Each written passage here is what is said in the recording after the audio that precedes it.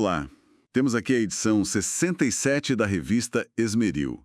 E olha, é uma coleção bem diversificada de artigos. Sim, bastante coisa junta, né? Temos eleição de Papa, a polêmica das apostas online, tem filosofia, soluções para municípios. E até experiências mais pessoais sobre leitura, disciplina com whey protein. É um mosaico mesmo. Exato. A nossa missão aqui é tentar desvendar as ideias principais dessa edição tão variada.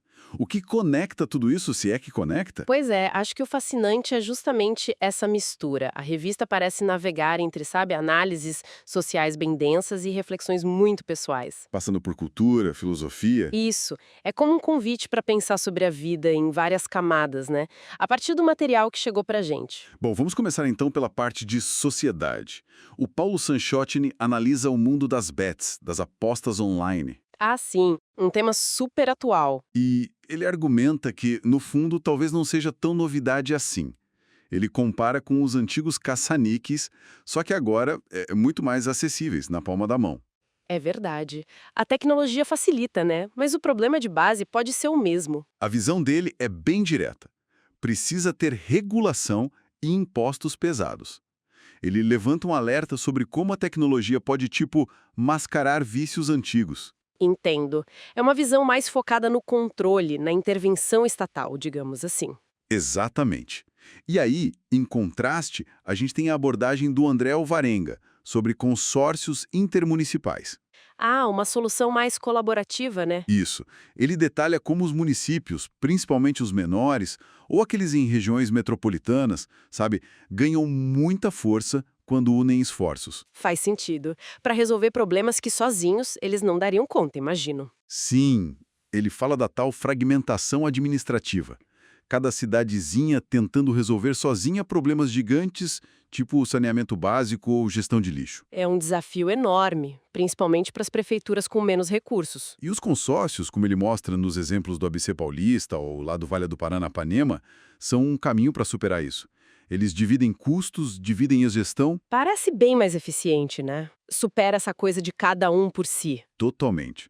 Agora, mudando um pouco o foco para cultura e pensamento, o Ronaldo Mota analisa a escolha do nome do novo Papa, Leão XIV. Interessante. O nome de um papa sempre carrega um simbolismo, né? Sim.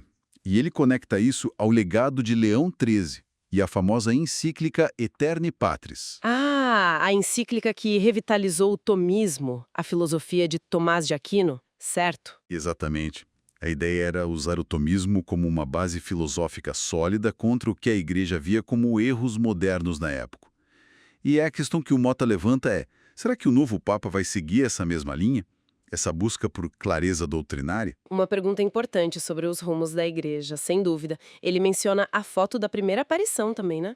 Sim, tem uma foto marcante no artigo que, segundo ele, é bem sugestiva dessa possível continuidade. E olha que interessante, essa busca por fundamentos filosóficos, por uma base sólida, encontra um eco, talvez por um ângulo diferente, na resenha da Bruna Torley. Sobre o livro Autópsia do Feminismo, né? Isso da Debra Luciana. A tese central do livro, pelo que a resenha apresenta, é que a filosofia pós-moderna, ao questionar, ao dissolver a ideia de uma essência feminina, Acabou esvaziando o próprio movimento. exatamente, teria, tipo, matado o feminismo por dentro ao minar a sua base conceitual. É uma tese bem forte, né? Nossa, bem forte mesmo.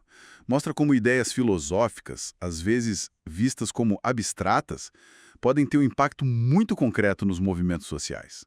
A resenha entra muito nas controvérsias dessa visão. A resenha se concentra mais em apresentar a tese central do livro, sabe? Deixar a ideia principal clara para o leitor. Entendi.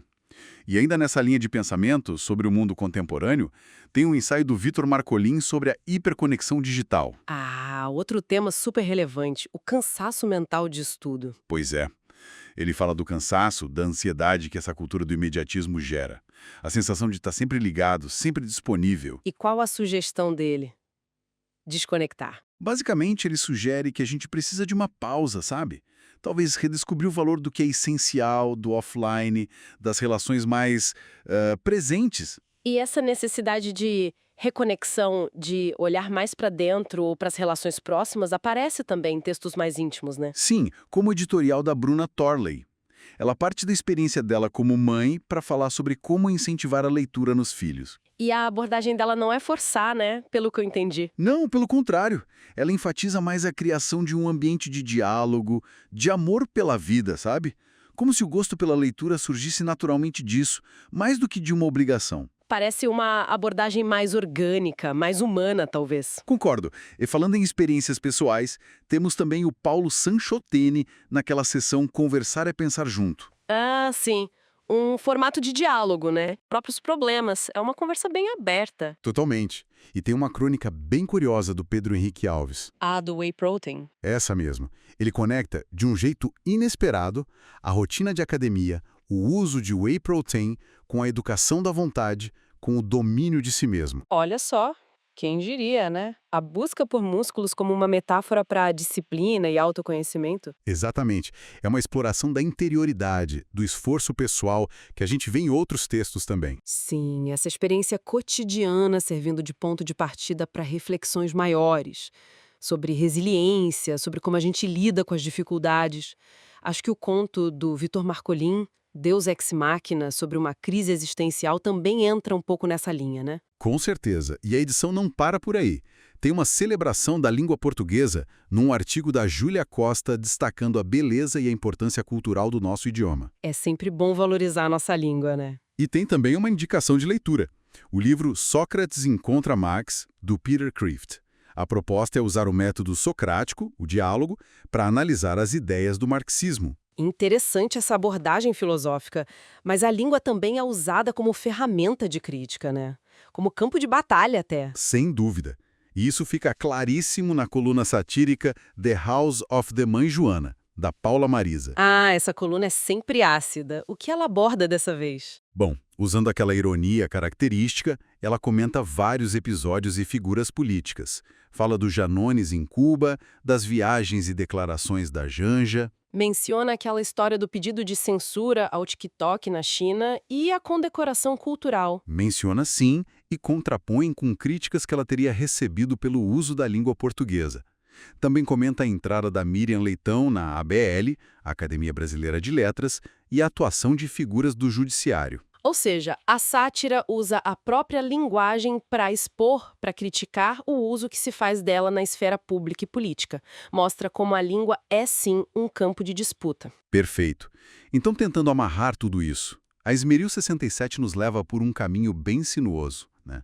A gente vai da filosofia da igreja à regulação das betes, Da colaboração entre municípios à fadiga digital. passa por debates sobre feminismo, disciplina pessoal vinda da academia e chega até no uso político e cultural da nossa língua. É um retrato bem multifacetado dos nossos tempos. E o quadro geral que parece emergir, para mim, é o de uma revista que nos desafia a refletir o tempo todo. Usa tanto a análise mais crítica, mais acadêmica talvez, quanto a vivência pessoal, a experiência do dia a dia. Como lentes para entender o mundo, né? Exatamente. E aí fica a provocação, talvez, para quem nos ouve. Como é que a gente processa essa diversidade toda de perspectivas? Às vezes elas são até conflitantes, né, dentro da mesma edição. Como que digerir tudo isso pode ajudar a gente a navegar na complexidade da nossa própria realidade? Uma ótima pergunta para finalizar. É um exercício constante de reflexão que a revista propõe.